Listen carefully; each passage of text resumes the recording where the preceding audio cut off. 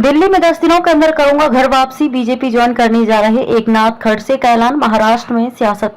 शरद पवार के एनसीपी के नेता एकनाथ खड़से की घर वापसी तय हो गई है। अगले सप्ताह शुरू हो रहे नवरात्र में खड़से बीजेपी में शामिल हो जाएंगे। इस बारे में खड़से ने कहा कि उन्होंने घर वापसी का निर्णय ले लिया है।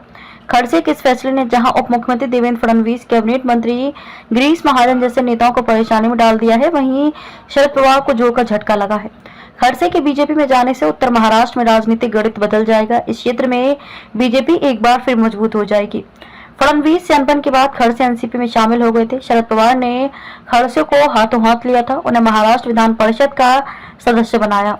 पवार को उम्मीद थी कि उत्तर महाराष्ट्र में एनसीपी को मजबूत करने में खड़से सहायक होंगे। क्या बोले एकनाथ खड़से।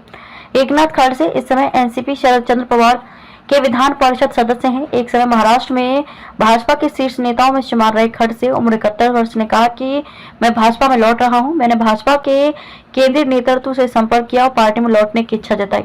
मैं अगले सप्ताह दिल्ली में औपचारिक रूप से भाजपा में शामिल हो जाऊंगा। जलगांव में खड़से का प्रभाव।